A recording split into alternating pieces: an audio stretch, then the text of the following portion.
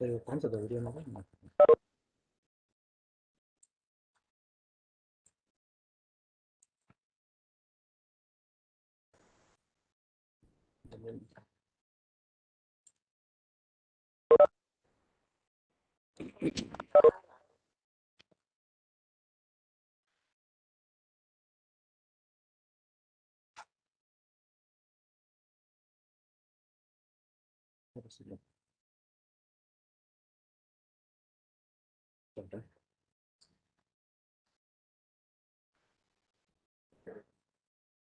Message ಹಾಕ್ಲಾ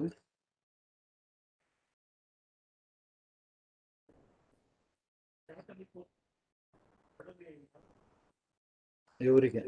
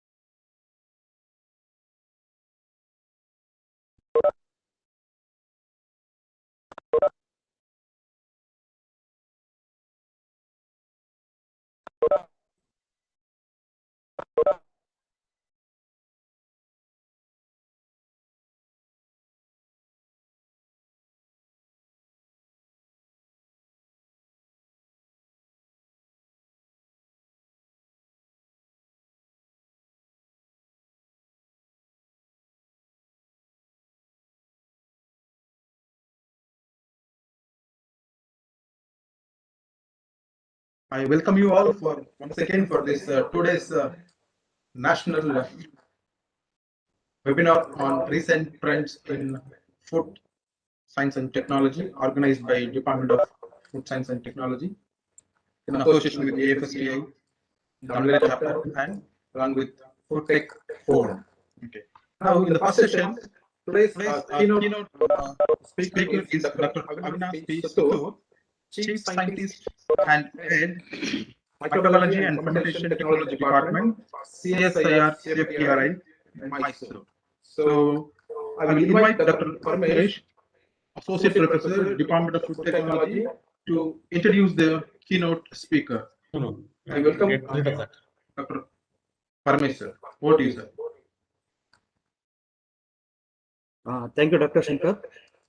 Good morning, everyone. I welcome all participants to this 2 days national webinar on recent trends in food science and technology. I am Dr. Paramesh. I am Associate Professor, Department of Studies in Food Technology, Davangere University. It's my immense pleasure to introduce to our keynote speaker, Dr. Avinash P. Sattur. Dr. Avinash P. Sattur is currently Chief Scientist and Head Department of Microbiology and Fermentation Technology, CSIR CFTRI. He did his BSc in CBZ from Osmania University, Hyderabad, MSc in Microbiology from US University, Baroda, and he pursued his PhD in Biochemistry from University of Mysore. From 1993 to 1997, he worked as a scientist fellow in IICT, Hyderabad. Later, he joined as a scientist CSIR CFTRI in 1997. He received postdoctoral fellowship to Massey University, New Zealand, from January 1991 to June 1993. And he also received DBT Overseas Associateship to Manchester University, United Kingdom, from March 2007 to September 2007. His area of interest includes microbial products, enzyme inhibitors, discovery of new molecules, fermented foods, secondary metabolites, translational research work. He had 11 Indian patents, 5 US patents, and 3 PCT in his credits. He published 34 international peer-reviewed papers in reputed journals. He guided 5 PhD students, and he also guided 71 dissertation students to pursue their MSc or and MTech degree. Niclosin and asparagine, which are the new enzyme inhibitors from microbes, which is discovered by him. He developed a new fungal fermented food called Neelamadana, Kalath, Shamak, and Trilambija. He also developed the technologies and transferred, among them A-Ango, a food ingredient to elevate alcohol in hangovers, Dolly and food ingredient to obtain soft and more number of idlis, Nox, an energy-dense antioxidant chickpeas, Encircle, a food supplement to aid in cancer treatment. His major research contributes from 1984 can be summarized like this. So he worked on microbial oil production and single cell oil production, enzyme inhibitors from microbes, which may be a discovery program, and fungal fermented foods and translational research product.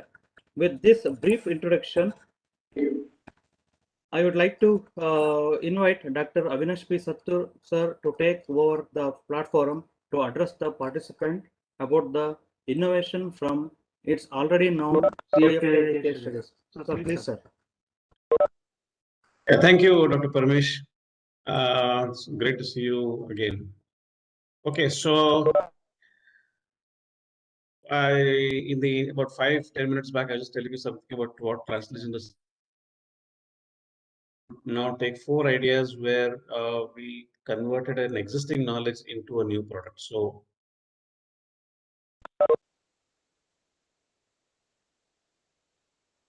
yeah, so there are 4 products that I thought I'll just talk about. The first one is how did we actually take your idea, how do we take an idea to a market? And the second one is to how not to lose a market leadership that we had sort of made, CFTI had made.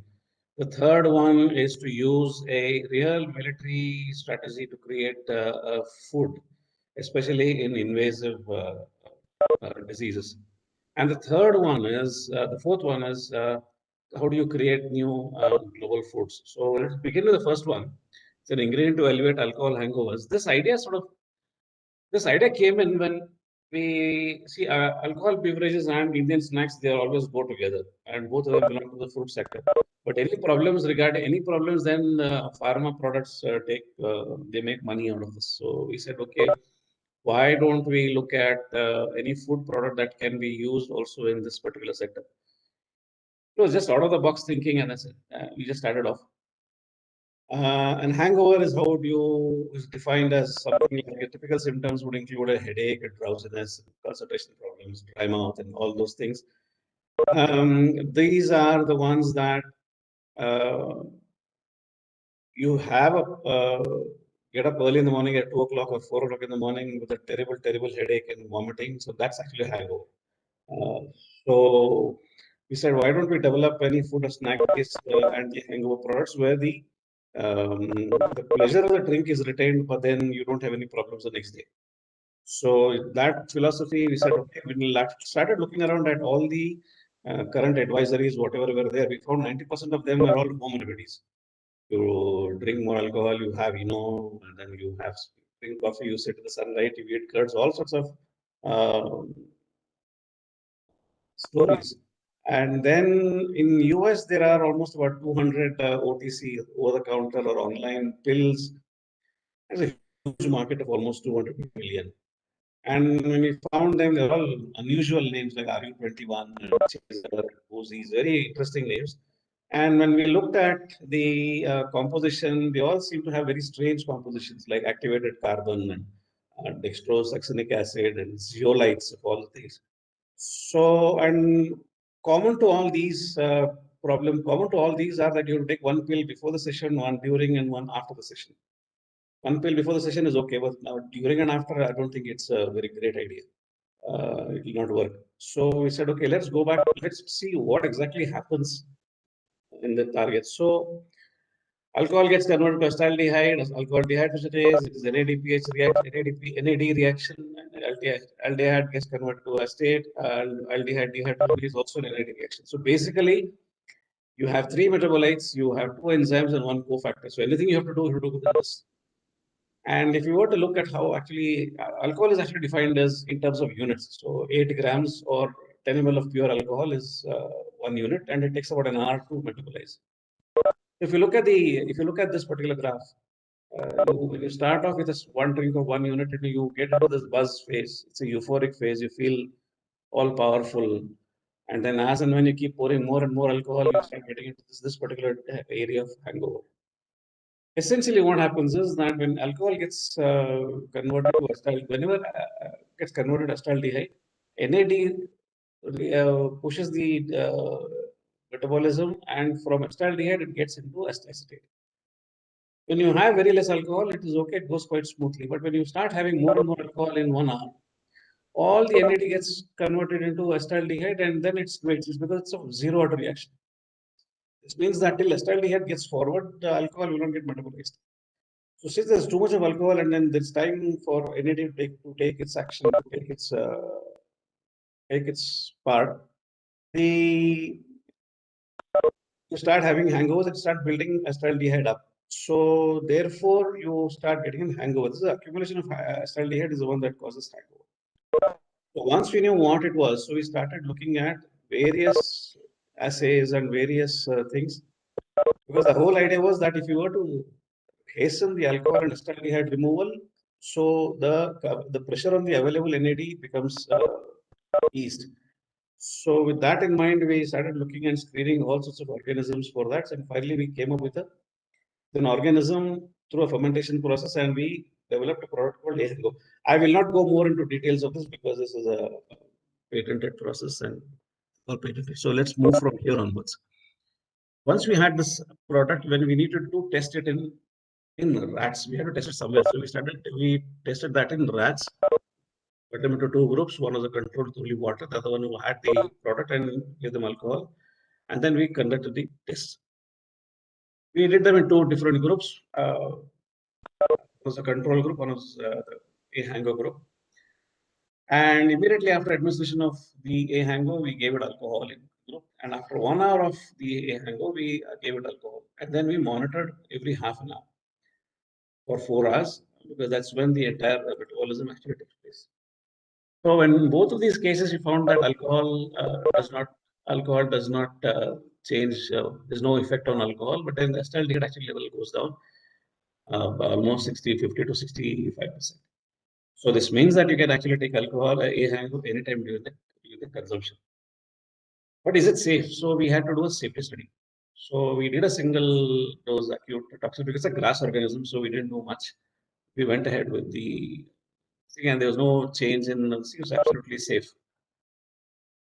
Then how much do you give? So we designed the fermentation in such a way that 100 milligrams of AHango could counter 1 unit of alcohol, or which is equivalent to 1 unit of acetaldehyde based on the stoichiometry. Then how much do you give? So we went around the entire market and found out how much units do most of these contain. This is how it works out. Here at 5% and 8%, small cans up to big cans, and then you have small, and spirits are also at 40. So we found that 500 milligrams can counter up to 5 units of acetaldehyde. That is the highest you can get in a 8% beer. So we said, okay, 500 milligrams can cover all the hangovers in the entire alcohol market from all these products. So 500 milligrams is quite good enough for us to formulate. It's too small for a food product, but it's good enough for a capsule in 500 milligrams. So we thought, can we then modify this? Can we formulate this into a 1 gram formula snack, which can be shared by at least 2 to 3 people? So with this, then we went for what is called as a PCAS, product evaluation and a consumer acceptance. It's an open label survey where there was no grouping or there was no placebo effects. Nothing was there. It was just an open survey. People knew whatever you were taking. AHango is a white powder that can actually be fermented in any form. It can be put in a beverage capsule, it can snack. So, but we converted that into a powder, put it in a powder that could be sprinkled on ready snacks. And we had a questionnaire. This was basically meant for normal social drinkers, weekend drinkers, and not for alcohol dependents or people with liver issues. We had to do a screening for that. Once that was done, And at every point in time, we ensured that they follow the rules of the laws. This is the label that we had done. We actually we were inspired by piri piri powder, and then we created our own flavoring agent for this because it's quite horrible to taste on its own. And then we gave them the instructions for use. We gave them in a 4-gram sachet along with the flavoring mix. We asked them to sprinkle on whatever choice they had, and we suggested can be put on any snacks except for those that are very, very hot. And for every instruction of use that we gave them, we had a standard disclaimer as well as not to drink and drive. And we also gave them a questionnaire. So the questionnaire basically had 3 sections. One was the product evaluation that had 8 questions, and the hangover severity scale that's given over here, and the consumer acceptance that had 10 questions. And this was the hangover severity scale that has been designed actually in US, used actually, and these want you to score off each of these whatever feeling that they get. The result is that 92% of the participants reported more than 80% of reduction of hangover symptoms. Yeah, it was number 2, and less than 10% either no change or. This is actually quite encouraging. Yeah, this is the result. So 115 participants agreed to participate, out of which 4 were dropped because they had not taken what hangovers were, they had not experienced, so it is pointless to take it. So, and out of 115, 111, 102 completed a survey. It was good that more number of non-institute people actually took part. Male were more, and you had a bell curve age of participants where it is not okay. This is this sort of standard. And this was not paid survey. This was sort of open, so they were free to choose whatever alcoholic drink that they wanted, any food and snack in any environment and drinking. Certainly, and we told them not to disclose the name of alcohol brands that they were participants. So we don't ask them. Just ask them what sort of. So basically, they had beer, whiskey were the more popular ones. You had less than you had others unusual brands also like this. Then amongst the homemade or commercial snacks, surprisingly, namkeens were very, very less used. Salads and potatoes were there. Chicken types, all types, dry, wet, and different combinations. Potatoes also the same. And one or two of them even put it on cheese. So this gave us some interesting results later on. The third part was that for the market part, though 50% agreed that they would buy it if it is available in the market, and they would be willing to pay almost 75 rupees. Paying around 150 rupees for a beer bottle, then I think 75 should be reasonably enough, especially if you're going to go back to work the next day. And the preferred form they said was overwhelmingly the kind that we gave, powder form, put it on any other one. And the other one was also a prepared snack. So this demand for 2 new products, actually this survey threw up. And there are no such products anywhere in the market for an anti-hangover snack. So right now we have actually.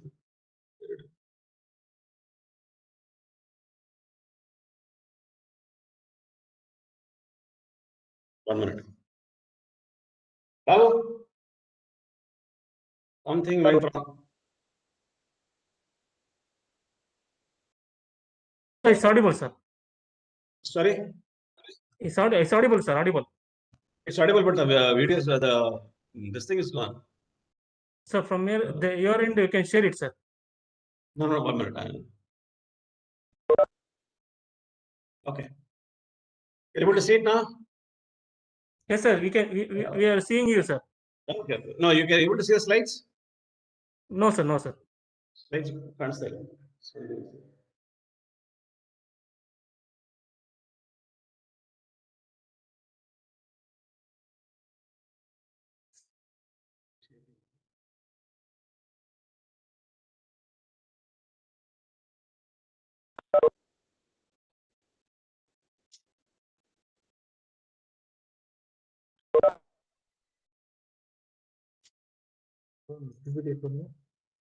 Yeah.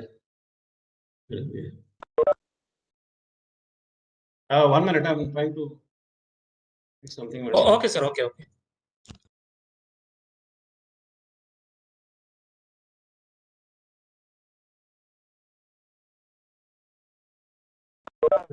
Go down.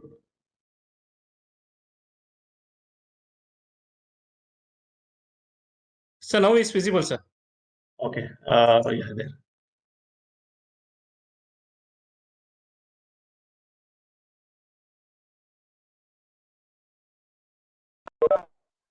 Just sorry about that.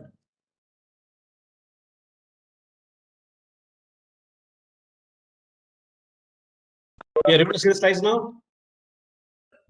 Yes, sir. Yes, sir. Okay, fine. Yeah, sorry about that. Yeah, so these are the kind of products that we have now prepared. The technology for this will be available very soon. It's a hango coated chili peanuts and chili cashews. Yeah, we have sort of found out that about 10 pieces of 15 pieces of chili peanuts and 10 pieces of this thing should be able to deliver about 500 milligrams. And about 5 grams of this SOMF should be able to give you the required amount at the end of the session. We also did, there was one person who was interested in trying it in Vietnam. Vietnam is a Southeast Asian country, and they have a problem where people experience a red face when they drink alcohol. And that's because of what is called as acetaldehyde poisoning. So we checked whether we sent it to them, and this is the report that they sent. And yeah, and they said that the amount of redness actually goes down, and we found it quite encouraging because that's one of the big problems that they have in that country. And the amount of and we also did not have any hangover, even though they had about 10 to 12 bottles of beer. Their beer is around 350 ml with 5% alcohol. So each participant perhaps consumed almost 4 liters of beer, which is equal to 6 big bottles in India. So, which is actually quite encouraging for us that it actually works even in binge drinking. And yeah, and then, but this is not, those are not good enough for the results. So we had to do a clinical trial as well by a third party. The person who has taken the licenses in Bangalore, we have sold us to a license. We already licensed this particular process. And the licensee is in Bangalore. We are in Mysore. The trial was done company. So that's actually a third party valuation. The results are actually placed on the CTRI website. So once you have done this, then how does your product actually stand in the market? So we did this competitor analysis, and then we found that you have some of these are the price of the Indian products. This is a capsule is by Party Smart. This is a Himalaya Truck company, and this is the only one that is taken before the capsule taken before the session. All these are after the consumption of after the session is over. And of course, this is that most popular one, RU21, is about $1 each. It has ingredient has activated charcoal, and you have to take one before, during, and after. So essentially, there are no snack-based products that can be consumed anytime during the session. So ours is sort of unique.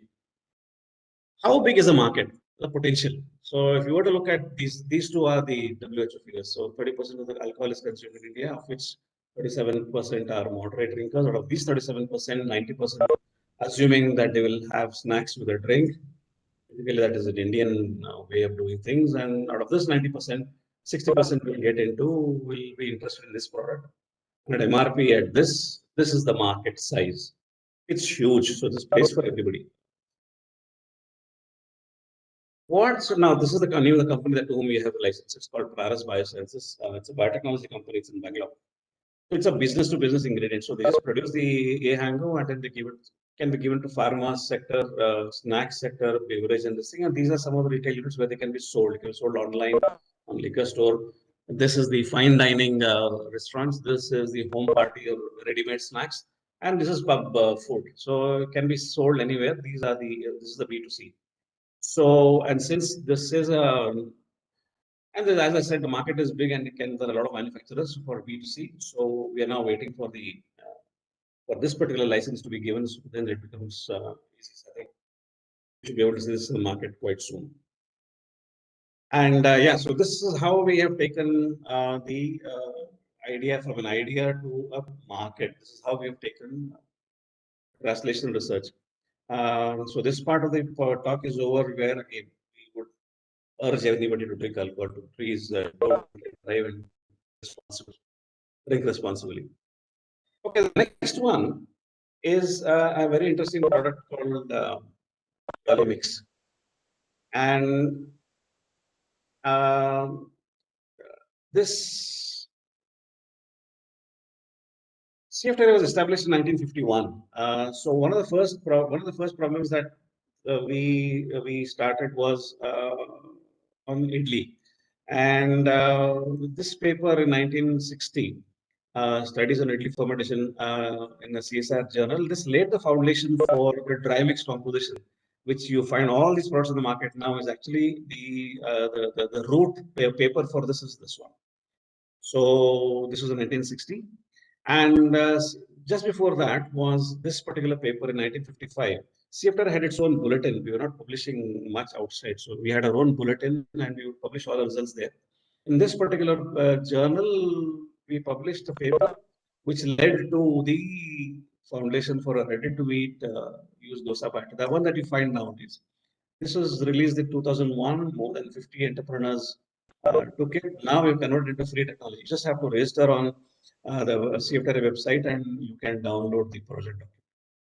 So these are some of the products that are available in the market, which are based on CFTR technology. So once having been in this particular thing, we were very surprised when we learned this. Just the Bangalore city under the corporation limits consumes almost 1 crore idlis per day. And just the highway of 138 kilometers between Bangalore and Mysore is about 1.2 for the weekend. CFTR in its last 70 years of its existence, we have almost 17,000 research articles in our library. So we just sort of sat down and then we just sort of went on to see who all has worked on what. And this particular PhD thesis in biochemistry of CFTR in 1978. This particular graph was very interesting and we utilized this. If you notice that this is steaming temperature, you get almost a 15% swelling and the solubility is almost quite high. So we said, why don't we use this particular grain as Dolly Mix and see whether we can actually enhance the number of idlis. So with that in mind, we designed this particular product called Dolly Mix. Dolly Mix is dosa idli mix and it's designed to give soft idlis. Increase the number of idlis by 20%. Essentially, it is this part that helping it to increase. And you can actually add this in any proportion of rice and udad dal. Rice and udad dal, properly, this thing is around only 3:1, 2:1, 4:1. It depends on it's actually it is driven by economics rather than any other thing. Because udad dal is more expensive than rice. We found that it actually is good and it works. Draws in a lot of water actually. So this we found that the volume actually also increases upon fermentation. The texture of the idlis are also much better than the one that you get the traditional idlis. We tested this in commercial establishments, including CFTR canteen. We had 6 households and also put it in dry mix. This is the formulation that they did, and he could have got more. Actually, he didn't add more water. He sort of didn't understand it quite well. So he would have got another 20 idlis more. He would have made more money. We then gave a feedback. We asked all the people in the field to give their feedback. In fact, our Dr. Parmesh, who's there with you, he was one of our guinea pigs. He was also there, and I don't know what he gave it, but I think he was also there. And we tested this. It should not be that this works only in Mysore, in Hyderabad, in Pune, and Bangalore. We have licensed the technology to the Taj Group of Hotels in Hyderabad. So next time you're in Hyderabad or go to after the pandemic, perhaps they should be able to start using our product in their market. This is how it looks. This is a control idli, and this is the Dolly Mix idli. It's quite, and we suggest that this is not exclusive. This is non-exclusive. So anybody who's interested, it's 40,000 rupees. You can actually put this in bulk to bulk pack, B2B packs of 25 kgs and sell it to street vendors, and they make a lot of money. They'll make more money. So this part is the Dolly Mix idli part. So this is interesting. This is one of those ideas that came when you're sitting down and browsing on the internet mindlessly and you keep going somewhere. And so we got this particular idea. We were actually looking for use of antioxidants in cancer treatment. And the search pattern went everywhere, and finally, this sort of attracted our attention. The tumor GSH depletion under in vivo conditions has potential benefits for cancer therapy. So went around looking for the GSSG, GSS glutathione part. And all these actually articles, they all talk about particular this one, where the GSH levels goes down and increases the oxidized glutathione and push it towards apoptosis. I don't work on cancer, but then when I saw this, I said, okay, let's see if we can do something on this. And when we started and discussed, we have one or two colleagues who work on this. So we discussed. This is fine. One of the actual current approach for using this would be that you deplete the GSH availability through its biosynthesis, and therefore reduce the ratio of GSH and skew the ratio. This is also a very important molecule which is needed. So we said, why don't we convert whatever GSH is there and convert it to GSSG and push it directly inside and deliberately change the whole ratio? Can we do that? So said, okay, then it's easier said than done because they are extremely, they have a guerrilla warfare technique. They are very wily. They have a lot of escape mechanisms. So you can't be pussyfooting around them. And so you need to change the rules of engagement. You have to treat it as an enemy. So we then studied all the war military strategies that were there, including from Mahabharata. The one that we actually found was very interesting and apt was this Pulhan military formation used in the Battle of Visalvana.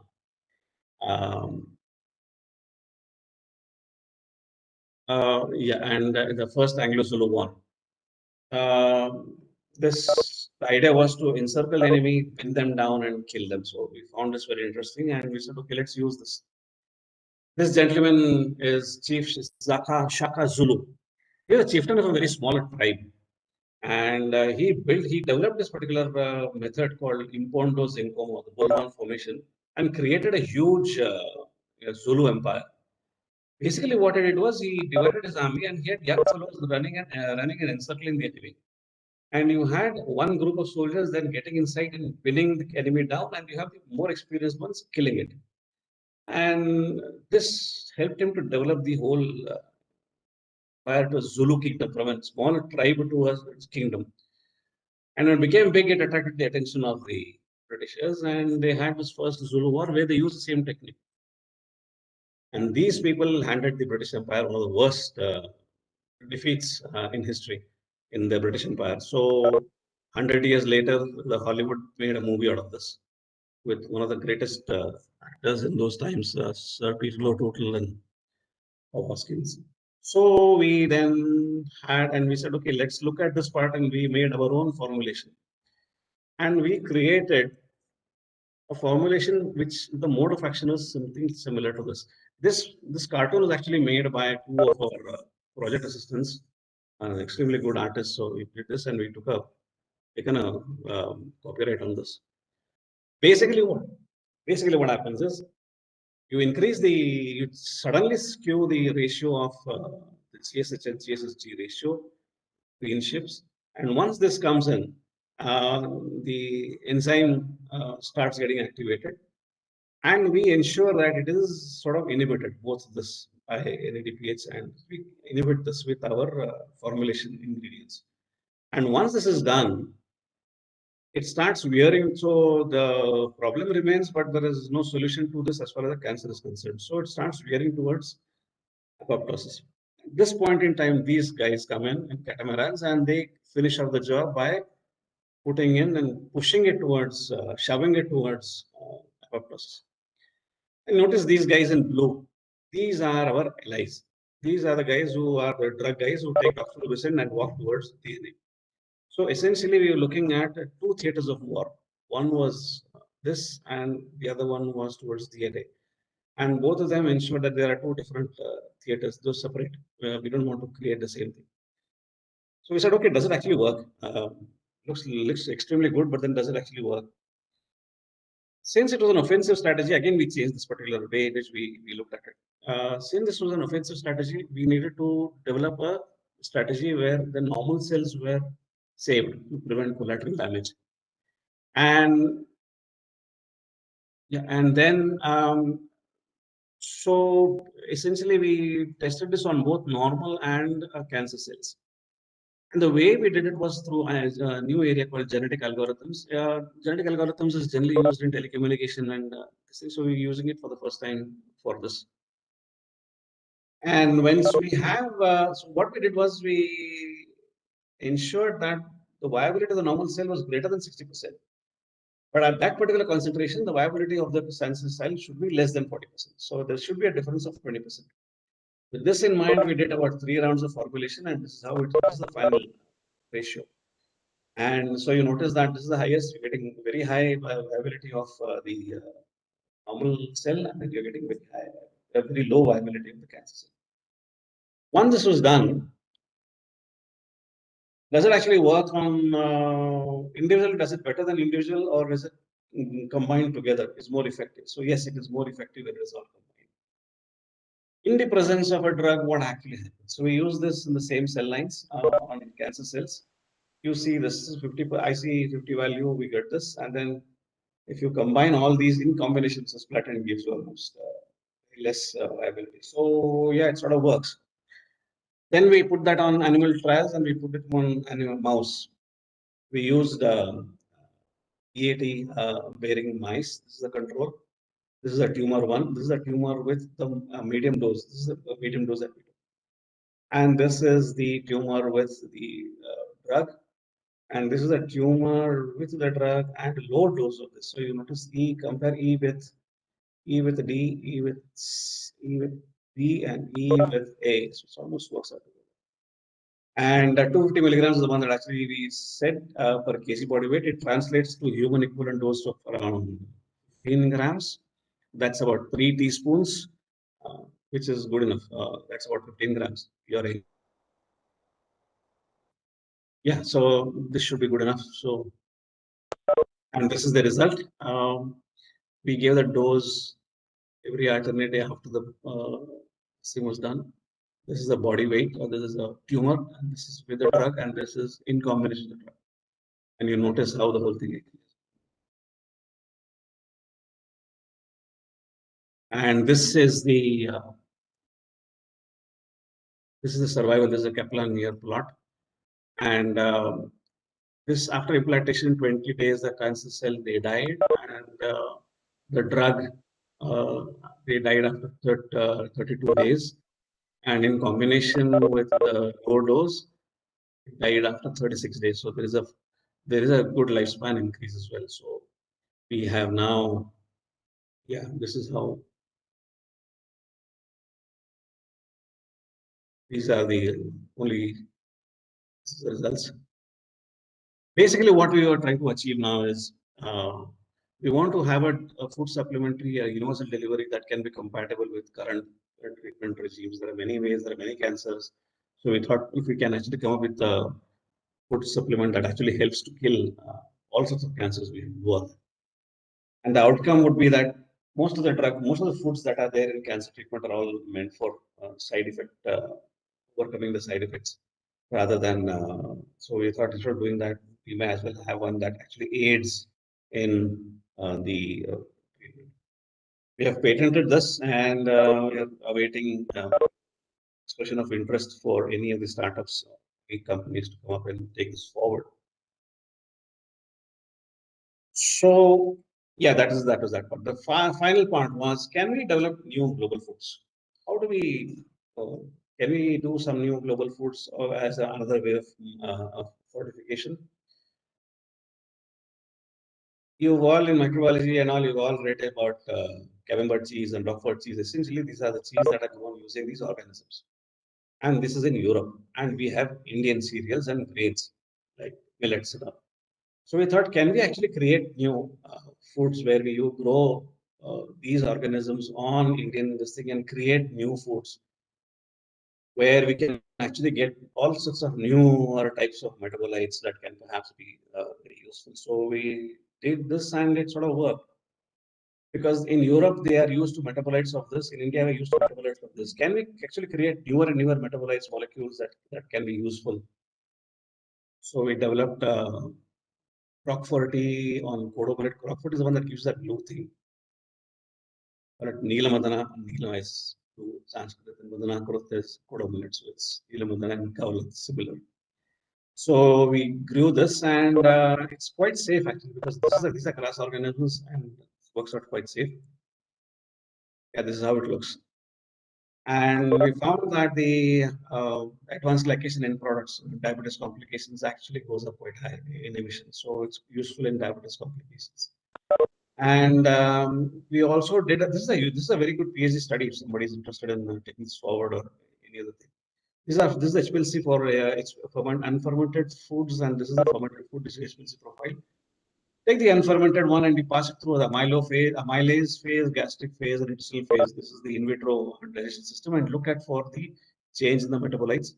You then convert all these metabolites into look and see how the molecules are actually getting modified to give you the biological activity. Use these to link it to MSMS, and then perhaps you could be able to do a better analysis of and get kind of molecules that it is being transformed. And why I said for fortification was perhaps making the calcium more available, potassium and sodium ratios also sort of gone up, so which is quite useful, and it increases overall flavonoids content. Yeah, so this is looks like safe, but then as of now, we have published this work in Journal of Functional Foods 2 years back or something. So it's a good area to work with actually. You can actually create more and more ones.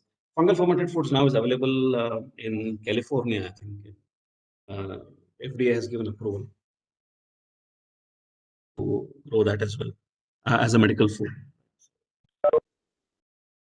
Yeah, this is a team for all these products. These are all the people who have actually worked. I have not divided them into scientists and technical officers and students are all mixed up.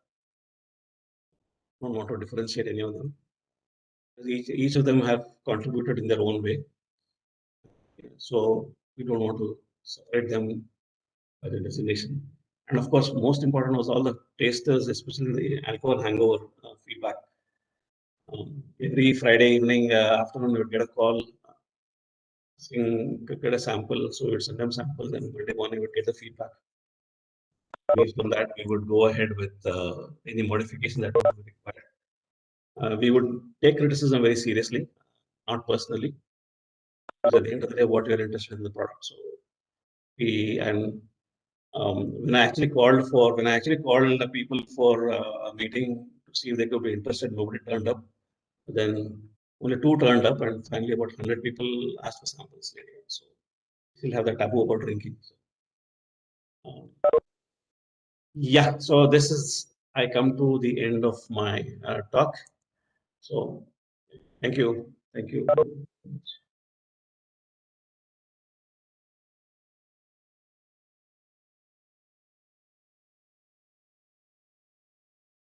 very much, sir. Sir, it was really a wonderful session, and sir, we had few questions from participants. Sir, can you hear me, sir? Yeah, I can hear you. Just kindly post. Hello.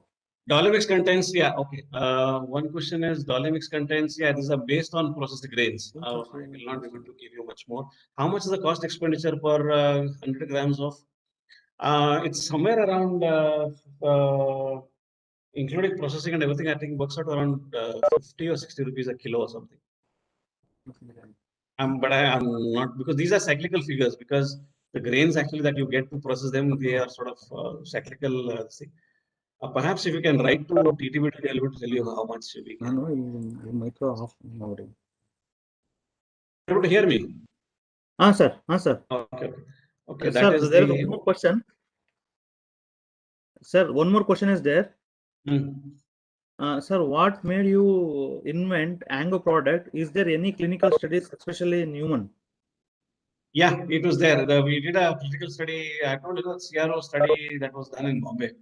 It has been done because without that study, nobody will give you a license. Ah, So that has been done. Yeah, it has been done by a third party. This O3, one more is there. O3 cancer cell lines, as to which organ. O3 is actually we purchased it from NCCS, or I think, yeah, I think it's purchased from the person purchased from NCCS, and these are human ovarian cell lines. sir, Sorry. Yeah, please. sir, another question is there. During this COVID pandemic situation, being a food scientist, what is your suggestion for diet where it can boost our immune system to fight against COVID-19, sir?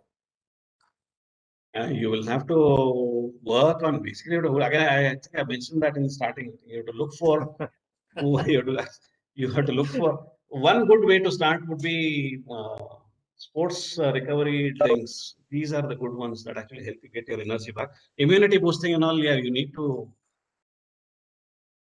We have one or two formulations that have done, not a spirulina, one non-spirulina formulation we have.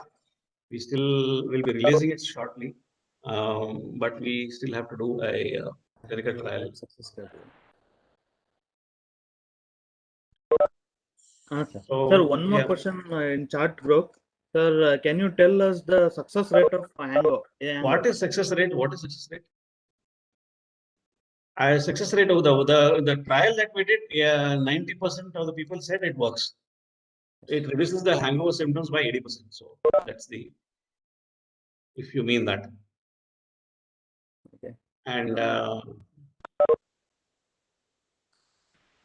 I hope all of you found the work interesting. We had as much as fun we had doing this, because everything was new for all of us. So we all sort of learned. And one of the greatest places to learn any of this is through YouTube. You have all sorts of things on YouTube. Learn a lot. Most of the stuff that we have, we also learned it on YouTube only. And of course, publications and scientific publications. Sir, it's really wonderful to have the speaker like you, and there is a very informative session we had with us, and we learned lot thing about what is the main cause for the hangover, and what is the remedy also, and along with that we also enlightened with the Encircle, that food, so which fight against the cancer. So with this, we are thanking from. I am very grateful to you, sir. You have given wonderful session. With this, I also want to share one more thing. He is going to superannuate in this month. Dr. Avinash Sattur is going to superannuate in this month from his service. On this special occasion, I would like to wish him personally and on behalf of Department of Food Technology and AFSTA Davangere chapter and Davangere University for good health and prosperous superannuation retirement life. Thank you, sir. Thank you, Parvesh. Thank you. It was great. Very nice. Thank you very much. Let's see. Thank you. Thank you. Thank you Thank you. very much, sir.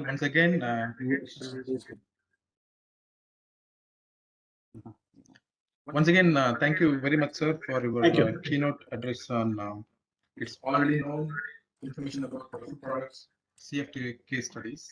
So now, and also I will thank Dr. Parmesh for moderating this session. Now we'll take a 2 minutes of break before starting our second session. Hello. We will rejoin after 2 minutes. Thank Hello. you. Hello. Hello.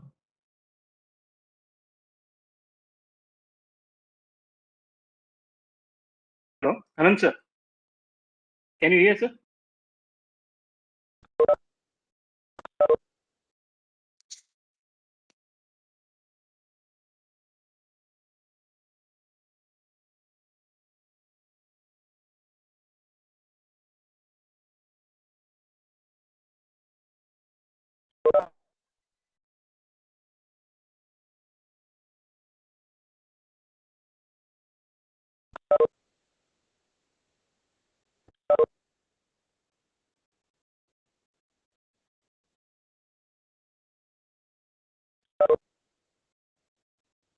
The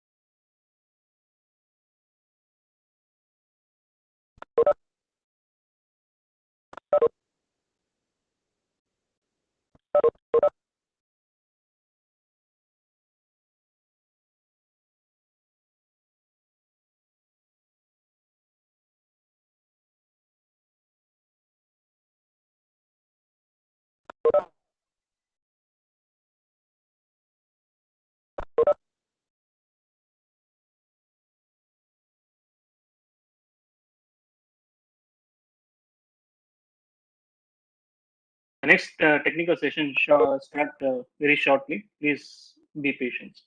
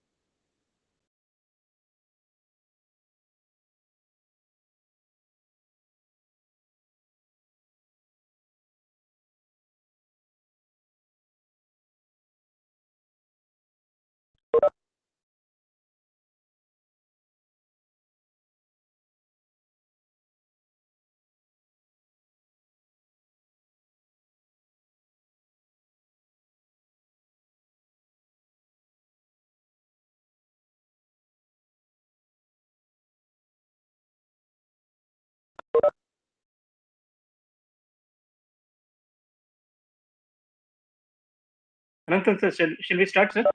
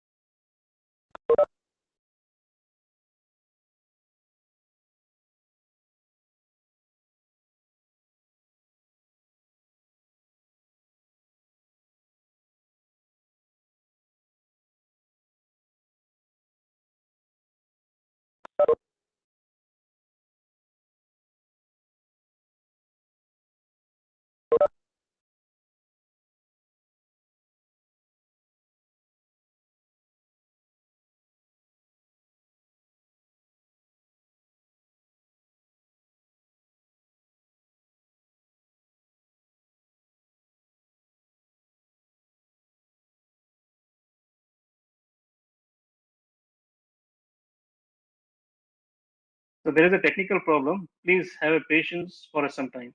Thank you.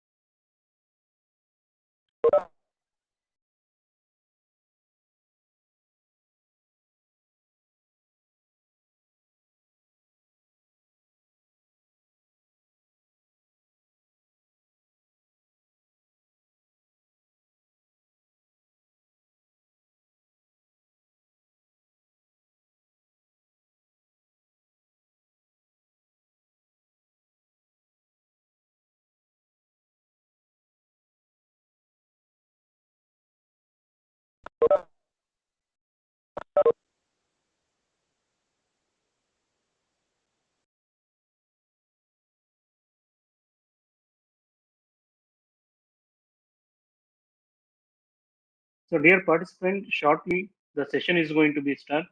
Please be patient.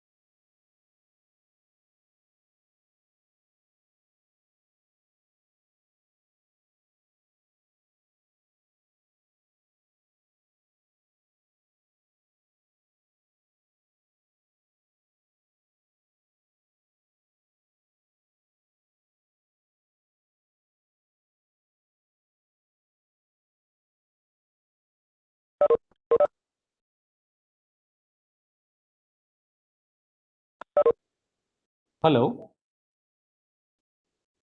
Hello. Your voice is here, sir. We can hear Okay. your voice. Thank you. And what about Yes, sir. Now I can see you, sir. what's up? Yeah, fine. Okay, sir. You can on the video as well as this one's a speaker. No problem. Shall we start, sir?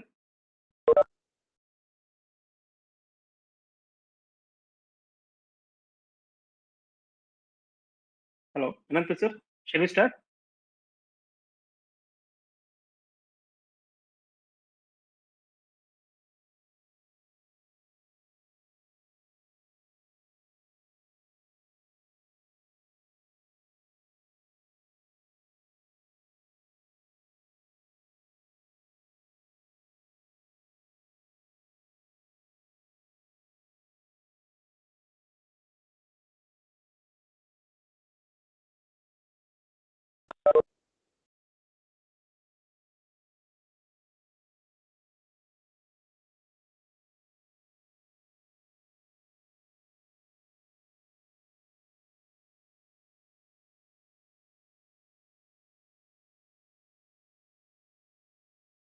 Now it's mute, sir. Even though we cannot see you, now it's mute.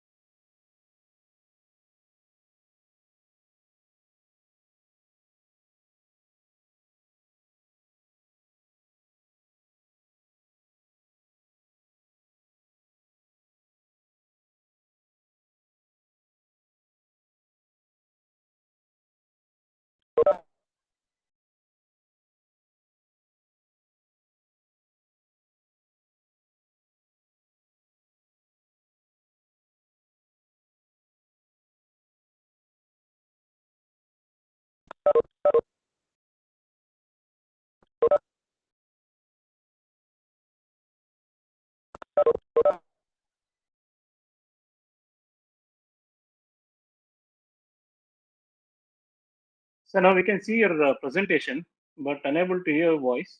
Please, can you test the voice?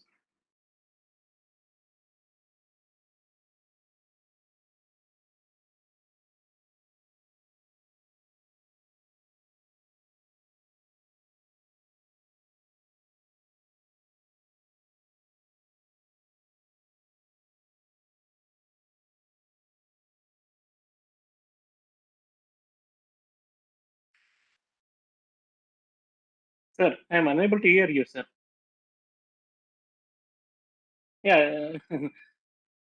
Okay. Hello, hello.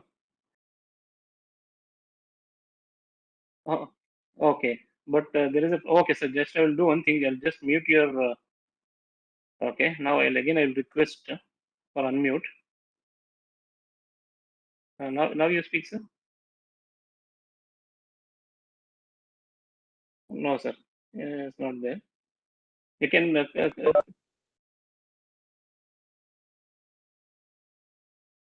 So you can mute and unmute, sir. Probably we can check it. Now PPT is appear. You can see the PPT.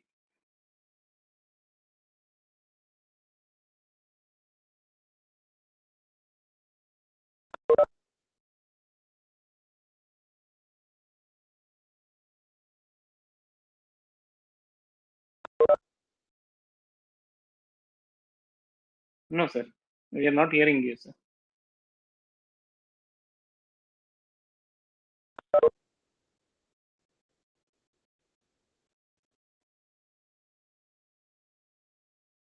So please, can you check the bandwidth, sir?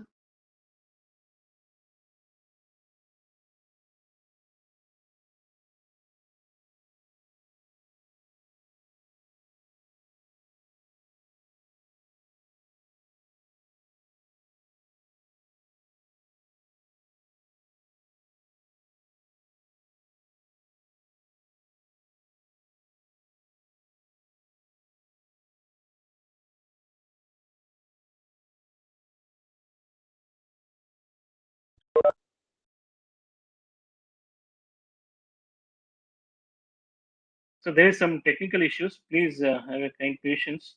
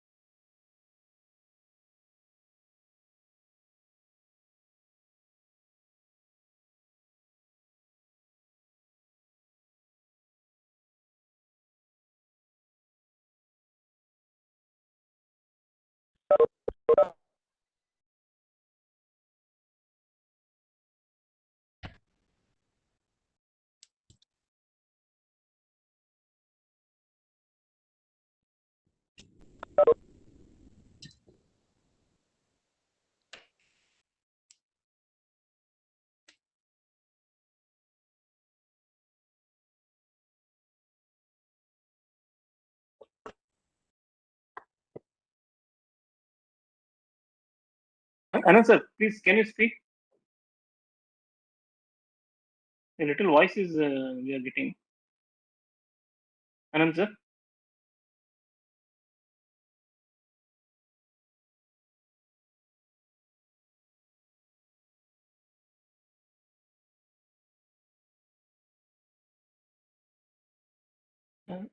Jack.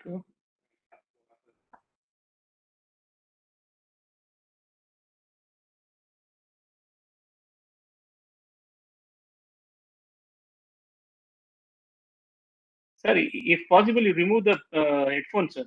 No problem. Automatically, it will detect.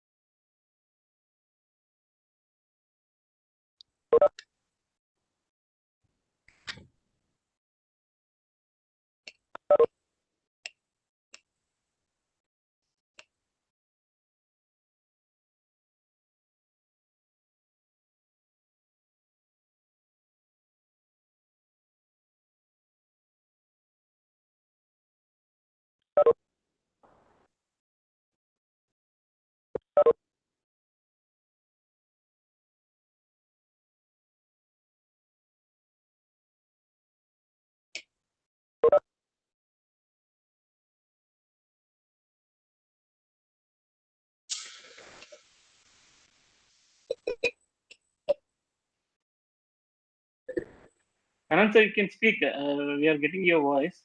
You can speak. You can try to speak, sir.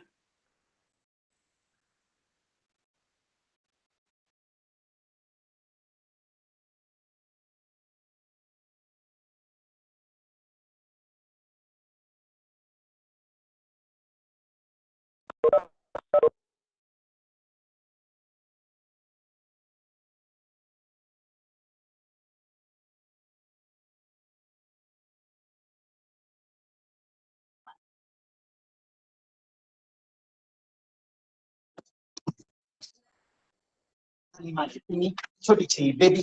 See me, Maji, see me, छोटी सी baby. See me, Maji, see me. Bana, gana, chota, sababina. Dr. Rohan, you can Ina, mute your. chota, sababina. Dr. Rohan, Maji, see me. Dr. Rohan, kindly mute your speaker. Bobali. Hey, Bobali. Dr. Rohan, can you mute your speaker?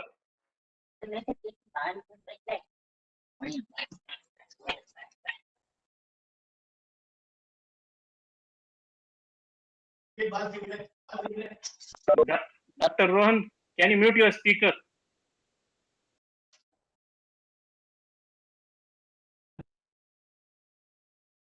ಆಡಳಿತ ಕೂತನ್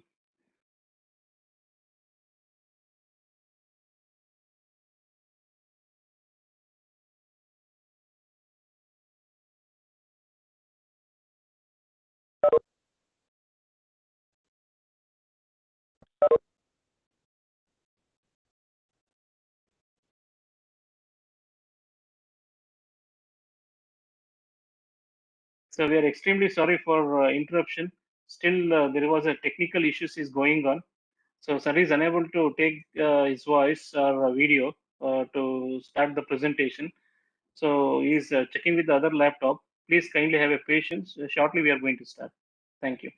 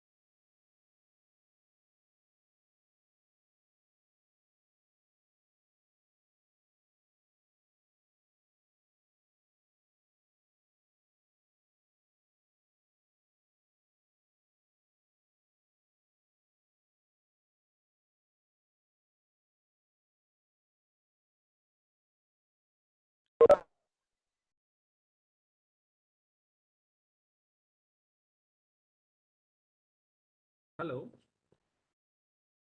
Hello. Yes, sir, we can hear, but we cannot see you, sir. Yeah, I will open it. Yes, yes.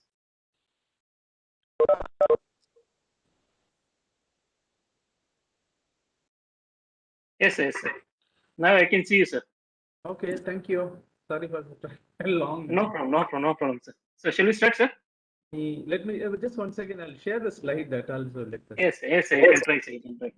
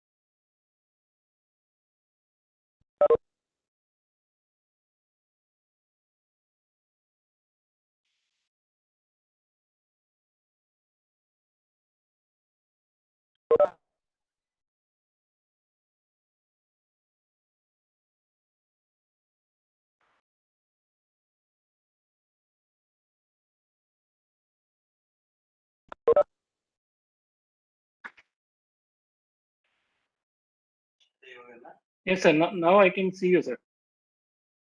But I think there is a slow bandwidth here. It's showing an error.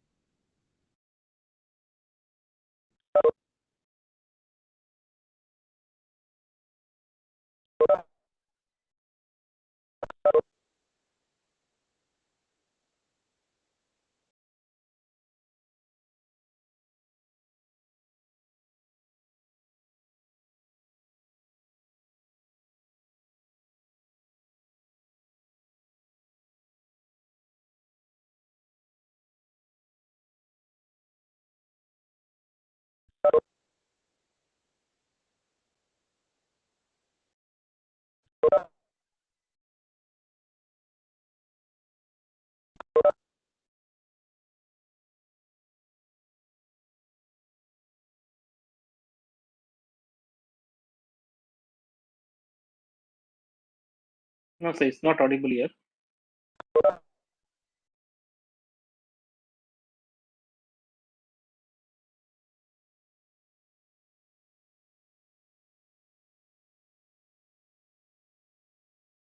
Hello? Hello?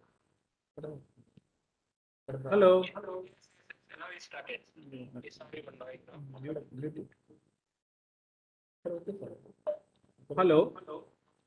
Yes, sir, now it's audible right now.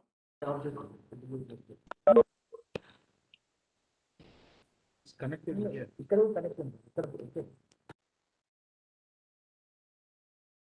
No, sir, now it's not audible. Hello? Yes, sir, now it's audible. No, just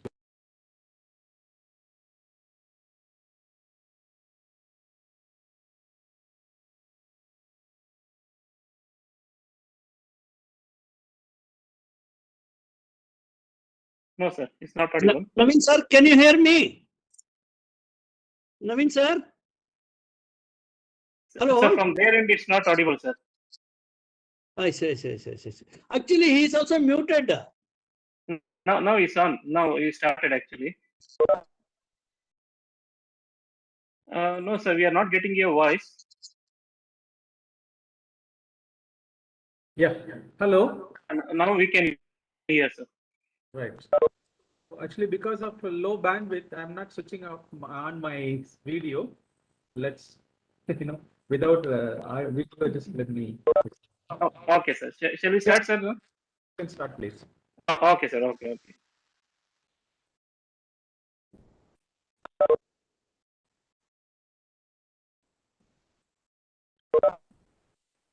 So we are extremely sorry for there was a technical issues with from our invited speaker. So just I will briefly introduce our invited speaker. So Dr. Ananthan, who is a scientist D in the assistant director in the discipline of food chemistry. He works in NIN, there is a National Institute of Nutrition, Hyderabad, Telangana. So he completed his MSc in Bharatiya University in 1997 and also completed his MPhil and PhD in the Bharatiya University in 2004. His total experience is more than 20 years.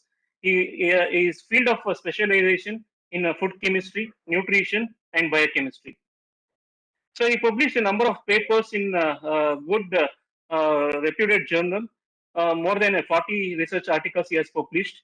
He also organized a national and international conference, and he is supervising 3 students, and also he awarded already 2 students who successfully got the PhD award.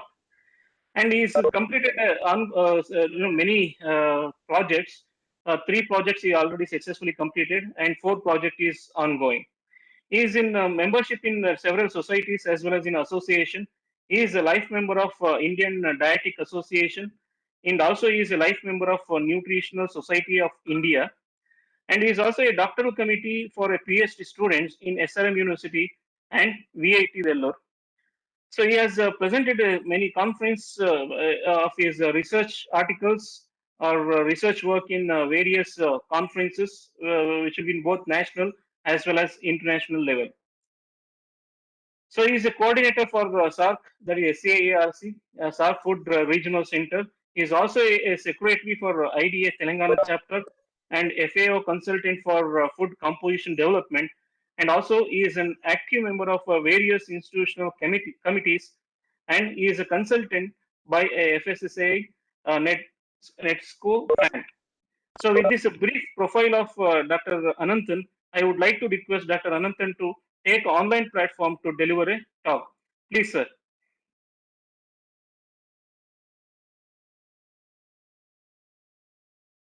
Ananthan, sir.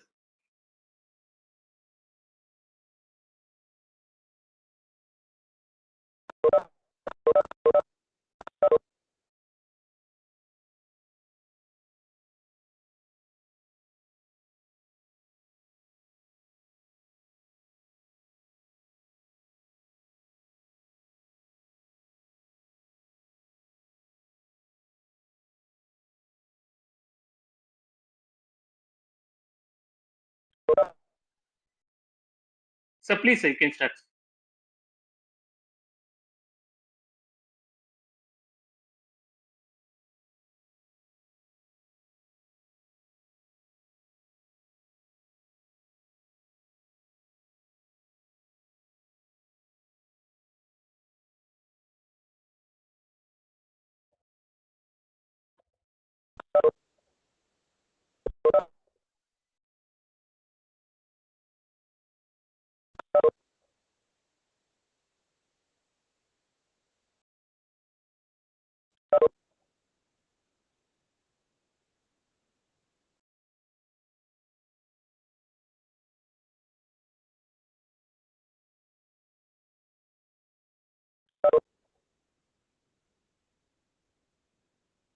There was a technical issues. Please have patience, dear participants.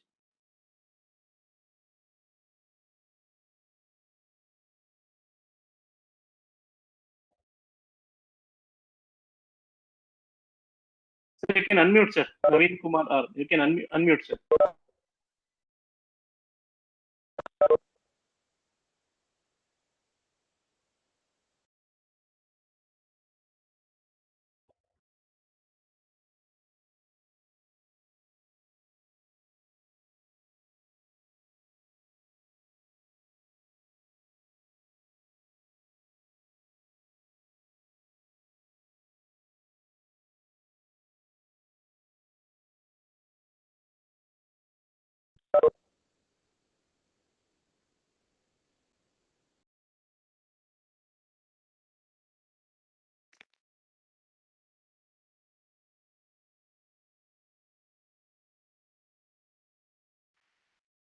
Hello, sir.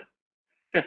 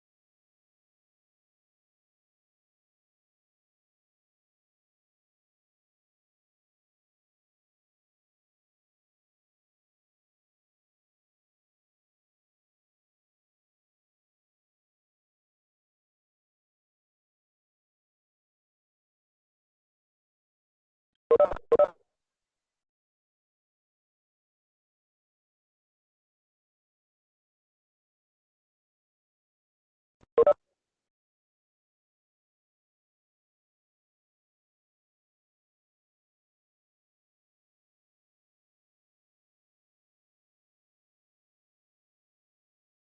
dear participant, please have a patience. We are trying to rectify the problem. So, shortly we are going to join.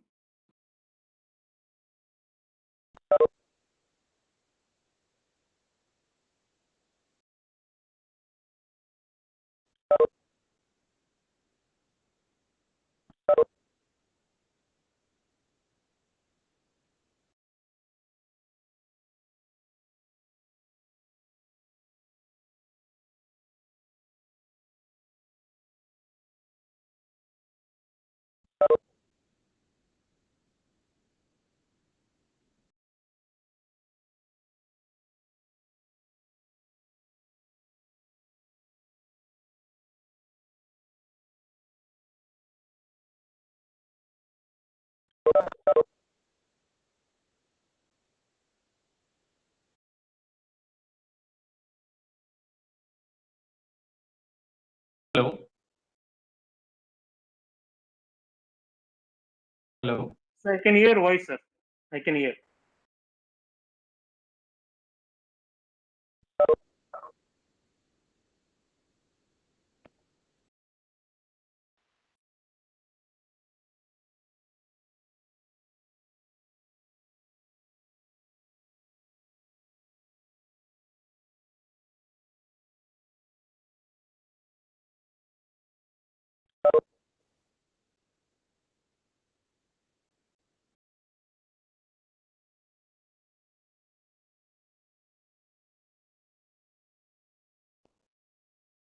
Hello. Hello. Yes, sir. Yes, sir. Is it echoing you? No, sir. It's not echoing for me, sir. Yes, your voice is clear.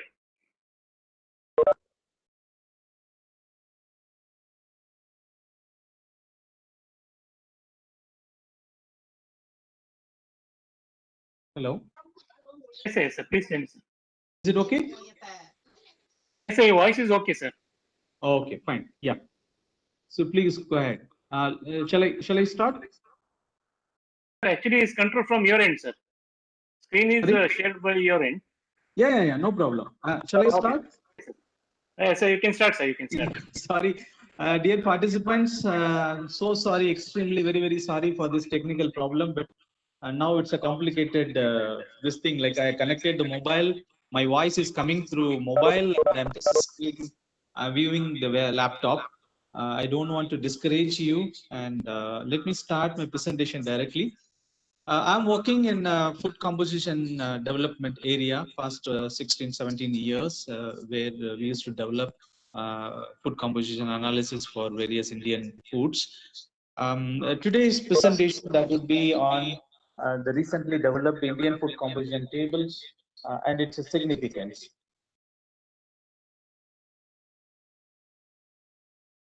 My presentation covers the overview of food composition tables and the importance of IFCT in terms of key foods identification and national level sampling, analytical methods, quality assurance and quality control programs, and what are the other subsequent development of Indian food composition tables. I'll be calling as IFCT 2017 and the users of food composition tables and few limitations and conclusions.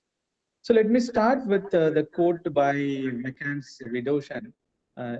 They said that knowledge of chemical composition of any food is the first essential in a dietary treatment of disease or in any quantitative study of human nutrition.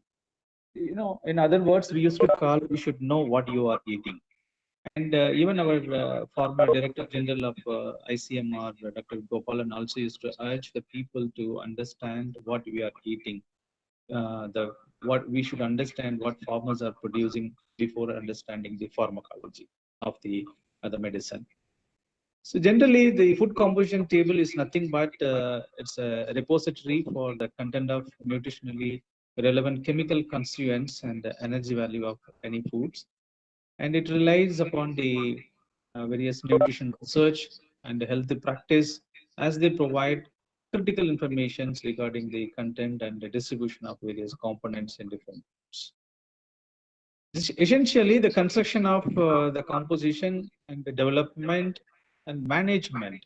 These are all the main three stage, which involves various statistical designing, sampling, food sampling, planning, and characterization of different components, analyzing using different analytical methods, then estimation, data quality assessment, finally the documentation and the presentation.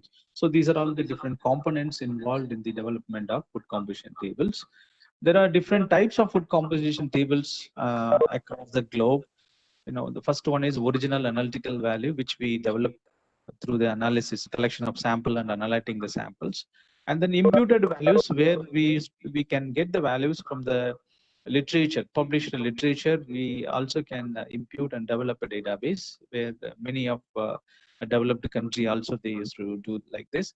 And then there's a calculated value. Sometimes if you wanted to calculate the nutritive profile or nutritive value of recipes, then we can use from the existing literature.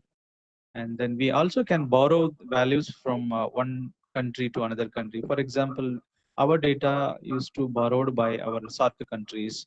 Already Bangladesh and Sri Lanka have been borrowed, and they have used for their own country food composition tables. So internationally, there are many countries, they are having one or two or more than two databases, where you can see the FAO also used to help to develop many the food composition tables for many underdeveloped countries, particularly African countries.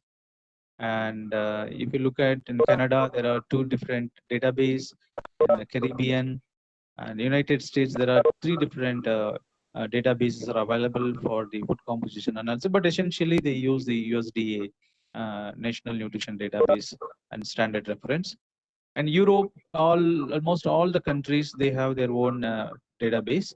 Coming to the Asia, yes, in the Asian country, most of the Asian countries like the Thailand, Southeast Asians, all these people they are having. Then finally, we have the very important, very significantly different food composition tables. Why I'm telling significantly different means this is the first database or the food composition tables which contains completely analytical data. But when we say the significance of the Indian food composition tables, the planning of the sampling, the planning of the food composition is very, very important. As you all know that this is not the first one, but NIN is meant for developing these kind of food composition tables and to maintain since 1937 onwards. And there are different versions, different revisions have been taken place. In 1937, it started with the 208 foods and with 14 nutrients.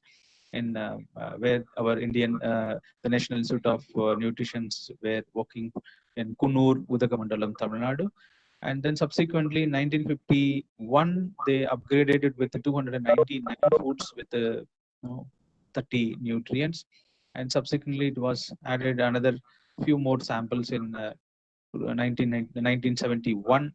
And then this was the last revision of the nutritive value of Indian foods with the 597 foods for 57 nutrients in the year of 1989. So after that, there was no revision or upgradation of this existing value. So what we did for our new Indian food composition tables, as I said, they systematically planned the sampling and the country level representative sampling we have collected across India, and how we have collected, how we identified the sample. So those things are very important. Anyway, the data is available in the book where you can get it freely on our website, and that will be useful for various applications.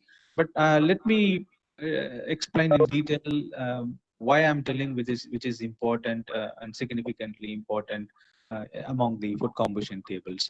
So this database development involves from starting from key foods, identification of key foods, and then identification of key foods, and then the sampling we call the sampling. Then after that, the characterization, then taking the photograph and identification of nomenclature, and then the samples were composited and sent to analysis, and where we used to follow all quality control measures. And then the data which we received from the laboratory thoroughly reviewed, and finally it is published as a both soft copy and a hard copy. The very important thing is identifying the key foods, because as you know, our Indian cuisine varies widely across the country according to the regions, culture, and the traditions. So there are so many numbers of different variety of foods, particularly the spices, vegetables, grains, fruits, and animal source of foods. But we cannot take all the foods for as a the total food or the as a Indian foods. So we have to identify the important prioritized food as a key foods, which is developed by USDA, where the food which is contributed for the consumption of more than 75% of the nutrients intake by the population, that is called as a key foods.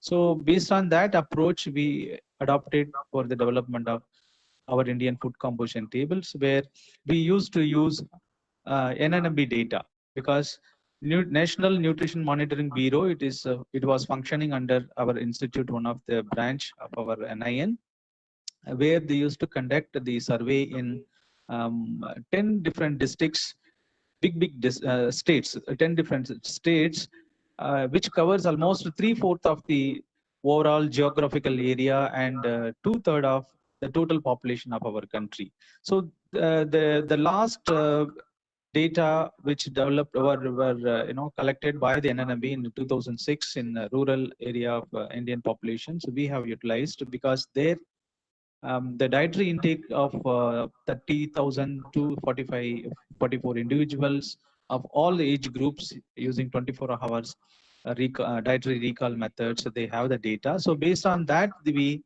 designed what are the key foods, prioritized key foods to collect the sample for the analysis purpose. So the second thing is the sampling, where we have to sample, because we wanted to collect the sample across the country, starting from Kashmir to Kanyakumari, and then Lakshadweep to all the islands also. So this is another very important stage. So we wanted to follow the probability proportional to size. National level sampling plan was adopted according to existing the literature. And similarly, since the population size across the different states and union territories is not uniform, so therefore we decided to sample as per the number of district in each states and union territories. So what we did, we considered the number of districts in each state, and we arranged as per the number of states, and then the probability distribution based on the number of states. We have selected different districts in each state. Again, in order to understand the regional or the agroclimatical change in a different region of our country, we divided into 6 different regions: center, east, north, northeast, south, and west. You can see the different states which included in each region. Essentially, we wanted to see the compositional analysis of the different nutrients in this particular each regions, where we have analyzed as according to that. As I said, after arranging the number of districts in each states and union territories, so starting from number of states which is having 1 to 5 districts, and then 6 to 10 districts, and then accordingly we arranged. And then for each state, if the state which is having 1 to 5 districts, then we wanted to select only 1 district for the sampling. So accordingly, so if any state is having 40 to 50 districts, and then that state around 60 districts will be chosen for the sampling. So putting together in all the states, covering all the states, we could identify 107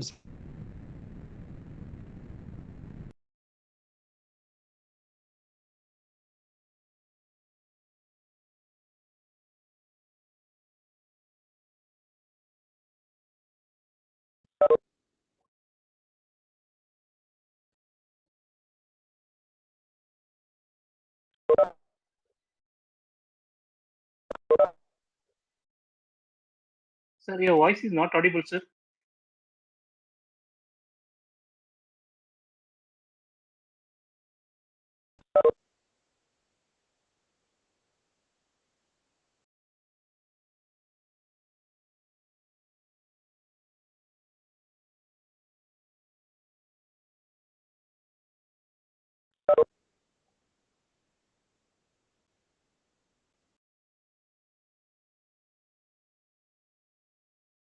Hello.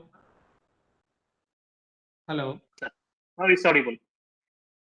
Thank you. Sorry, once again, sorry. These are all the sample collection center wherever I have spotted in red colors dots. And after identifying the sample collection centers, these are all 107 sample collection centers covering all the states and union territories.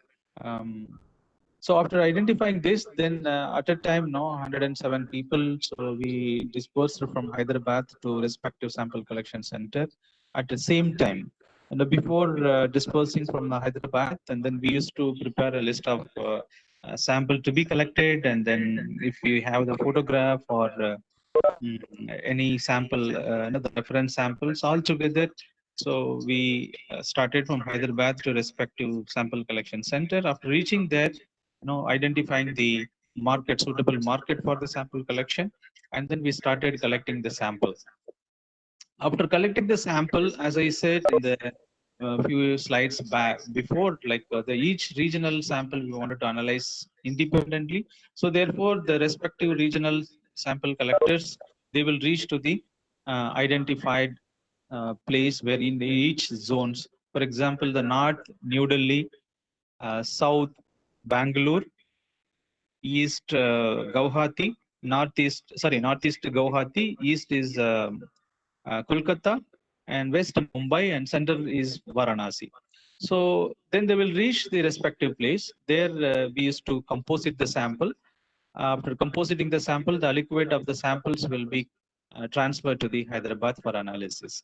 So therefore, we have analyzed each sample independently from each respective zones, and then the mean of all the 6 regions has been given as a country representative data. In this database, various vegetables, and then different poultries and poultry products. And we also have collected different parts of poultries like leg, thigh, breast, wing, liver, gizzard, and egg. And particularly for the meat and fish sample collection, instead of going to the all 107 places because of a logistic problem, and we decided to collect in the respective regional compositing center itself. As I said, the Delhi, Mumbai, Kolkata, Bangalore, Varanasi, and Guwahati, where there also we identified different 6 different shops across the city, and then from all the 6 places we purchased the sample, the meat sample or the fish sample. Then we composited there for the representative sample. And the fish sample were directly purchased from the fish landing sites, where you can see here there are 6 major fish landing sites: Mumbai, Goa, Kochi, Mandapam, Chennai, and Vizag.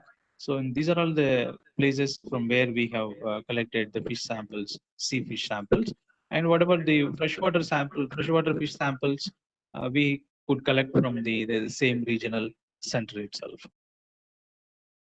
After these are all the sample planning. Once the samples reach the respective regional centers, we composited, and then we brought back to Hyderabad for the analysis. Then as soon as it reached the Hyderabad, then all the perishable samples, we need to start the separation of edible parts and processing of samples for very important nutrients, sensitive nutrients like vitamin C and some of the water soluble vitamins.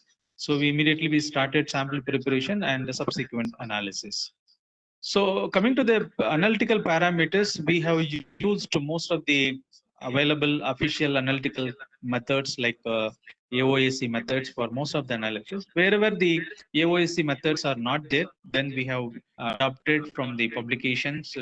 That also we have standardized and properly validated using a systematic validation protocol. And every batch we used to use the quality controls, which is from certified reference materials or standard reference materials. These are all the different methods we have used for various analysis. Just I will skip it because I don't have time. I don't want to read it again. So these are the quality assurance, quality control program. So, but putting together, in different food groups, if you see the cereals and millets, there are 24 food samples, and then grains, legumes and grains, it's 25 foods. And similarly, like if you can see different number of foods entries in each food groups, altogether 542 samples, individual samples were collected.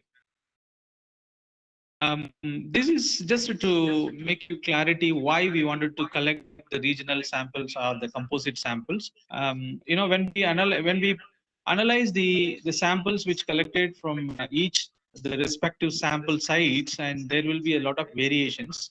And in order to avoid or in order to reduce the variations, we have composited into the single regional samples. So where the error can be minimized. So this is for the iron and this is for zinc I have given. Coming to the parameters, you can see starting from proximate principle to fatty acid and the edible oil analysis. So putting together, there are 12 different tables we have made in our database. You can access it. So this is the model page where you can see this kind of database is available in our Indian food composition tables, where we also have given first time the in-foods tag names. This is to exchange the data between different countries. It will be very useful because the tag names will indicate what is the parameter and by which method we have analyzed. So this is easy for understanding why the food composition the compositing the people. And we have given both the local name as well as the scientific or binomial name here. And we also have given the mean. As I said, the mean is representing the 6 regions, and wherever the samples is not available in all the 6 regions, we have given from how many regions we have collected. That also we have given here. And we also given here the right hand side to table identifier, where from wherever you are there, then you can identify you are in which table. So just to go to the respective table easily. And we also have given different our local names or our vernacular name from different language, what we call is. So this is more useful for the identification from different part of our country. And we also thought of giving in the respective script, but unfortunately we could not validate in the time. But subsequently, now we are doing on the website based or web based database, and that will be released soon. All the majority of the language have been given in the book. It was released by our earlier Honorable Health Minister, Dr. Natta, in 2017. And you can download this database freely from ifct2017.com. Then, so who are all the users of our food composition tables? After that, after development of the food composition, it's used by many people across the country, even across the globe, since it is first complete analytical data. FAO, Food and Agriculture Organization, Rome, has been referred to many countries. They used to use as a reference for their database. Apart from that, a lot of economists, agriculture plants, mainly the dietitians, the teachers, physicians, public health scientists, even the journalists also. Few of the journalists, they used to call me, and then they used to ask what will be there in the food, what is the use of that food. So many applications by so many stakeholders. And based on the developed Indian food composition tables, we also have developed a mobile app. This is called Nutrify India now. That also is available in both the platforms, in the Android as well as iOS platforms, where you can access it freely, and you can very easy to. It's very user friendly, where you can calculate your BMI, you can calculate your RDA or BMR, and you can calculate what you are eating for entire day or a week or month, how much expenditure is there. All you can interpret it in this mobile app. It's available. You can download and check it. And subsequently, we also revised based on these Indian food composition tables, the existing recommended dietary allowances. So we have revised the recommended dietary allowances. Also, we have included the estimated average requirement along with the RDA that was released last year by the current our minister, Dr. Harshavardhan. So as I said, we wanted to give more user-friendly data, and that therefore we are developing a web-based database where you will get different outputs. Like if you click the QR, you will come to know in your mobile how many the important nutrients directly to your mobile, and and yeah, if you wanted to check the ascending order or descending order of any particular nutrients in a single shot, single screen, you will come to know from highest to lowest or lowest to highest of any given nutrients for your what kind of purpose, a research purpose or your personal purpose.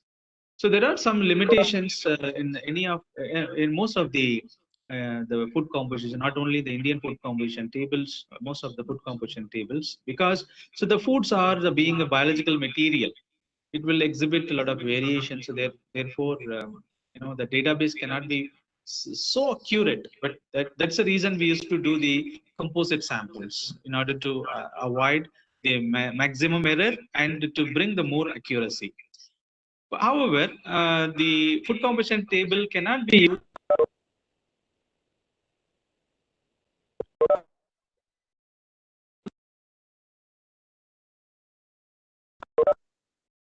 Hello. Yes, sir. Now we can hear, sir. Yeah, sorry. And if any kind of metabolic studies or the the metabolic studies, generally the direct analysis of the sample is very important in order to understand very clearly what kind of nutrient is there being available in the particular samples. So these are all the few common limitations for any kind of food composition tables. So I'll come to the last slide as a conclusion.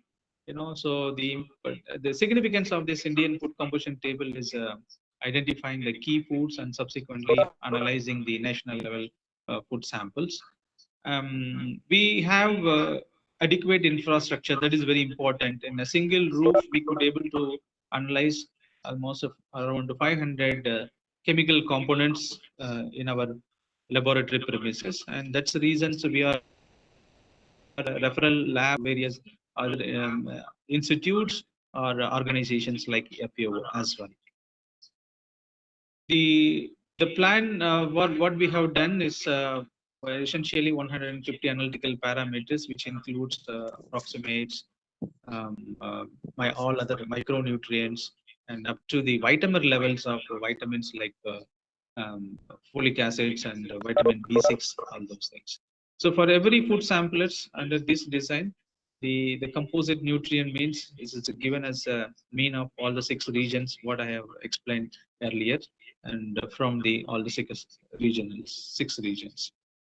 So actually, this is not a very simple task, almost more than 7 years of hard work with the leadership of ICMR. I would like to thank ICMR for providing funds, and with the big team of the technical experts. These are all the people who worked very hard to develop for this Indian food composition tables. In this time, just I would like to thank all these people. I would like to thank the organizers. I have completed my presentation. Yes, please continue.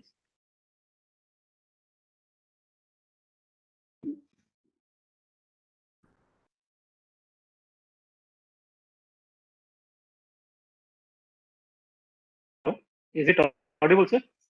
Yes, it's audible. Yes.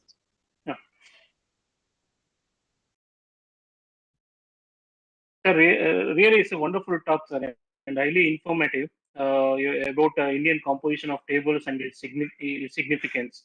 So that was a very nice presentation, and so there was some questions which has been seen in the chat. Yes, so please. you are selected among 6 geographical regions of India.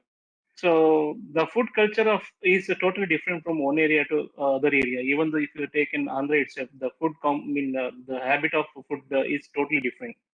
So what are the parameters normally the NIN is adopted to make the complete nutritional diet to prepare this Indian composition of tables? Yeah, it's a good question, but what we have done, these are all raw foods, not cooked foods. We have collected the raw foods. I also understand the regional variations will be there in terms of variety, because the soil type varies across the country, agroecological conditions vary across the country. So that's the reason, like, we wanted to see respective regional center first, and then combinedly we wanted to give a single sample. If anyone required in any particular region for the research purpose, they can write to us to understand the regional specific data. Okay, sir. So another question. So what type of food composition in a daily diet you propose or recommends to boost our immunity to fight against COVID-19 pandemic right now in this situation? Actually, see, the nutrition is a very important thing, but we cannot say very particularly this food is good. But if you see in terms of nutrients, the good protein and the low fat, and you also see the fatty acid composition we have given, where polyunsaturated fatty acids are more are there. You can choose the food accordingly. Okay, sir. So one more. So you are mentioning about the fish samples which was collected the coastal areas of western part of India, so like Mumbai and other parts. Do you got any kind of significance because that whole area which will become as an Arabian Sea? So have you found any significant difference in the hello? Yeah, please go ahead. Have you got any significant results, sir? Significant results among the different regions? Yeah, because while in the slide you have mentioned, sir, so you have collected the fish in the different areas of six the different areas, regions. Yes. 6 different regions. So have you find any significant differences in the composition of the nutrients, sir? Yeah, definitely will be there. There will be significant difference will be there among the, suppose if you collect the same fish in 3 different regions, definitely there will be a significant difference will be there. Okay, sir. Okay. Thank you, sir. It's a really highly informative and probably so we'll have a good relationship to collaboration. No problem. And, okay, sir. Yeah. Just hand over to Dr. Shankar, sir. Yeah, I'm so sorry once again because a lot of disturbance in between issues, from the beginning. I'm so sorry for that. No problem, sir. No problem. It's really nice, sir. Even in your busy schedule, so you've taken a time, having a patience, and given a very wonderful presentation, sir. Yeah, thank you so much. Thank you. Thank you, Dr. Ananthan, the scientist and the Assistant Director, Department of Food Chemistry, National Institute of Nutrition, for your wonderful talk on Indian food composition tables and its significance. And also, once again, sorry that the inconvenience is caused due to the technical issues. Thank you very much, sir. And also, I would like to thank Dr. Sharath, the Associate Professor, Department of Food Technology, for moderating this session. Thank you very much, sir. Once again, this is today. This is the second session that we are closing now. But I'll just give an overview to tomorrow's session and the speakers' details. Tomorrow, the session will start at 10:30 a.m. sharp, and tomorrow we have two sessions. The first session will start at 11:30. The speaker is Dr. Vidya Shankar Srivasavan, the scientist, Department of Biotechnology, CSER, Institute of Himalayan Bioresource Technology, Himachal Pradesh, India. So we will do something on food and nutraceutical applications of algae and industrial respective. That's in the first session. Likewise, in the second session, so we have Dr. Vidya Shankar, Chief Scientist and Head Research and Development, Britannia Private Limited, Bangalore. So these are the two speakers that we will be having tomorrow.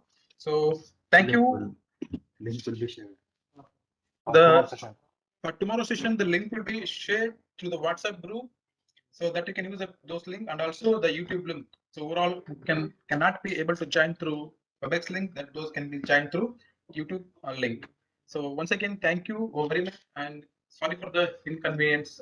Once again, it is caused due to some technical issue. Thank you and all. Have a good day. Thank you.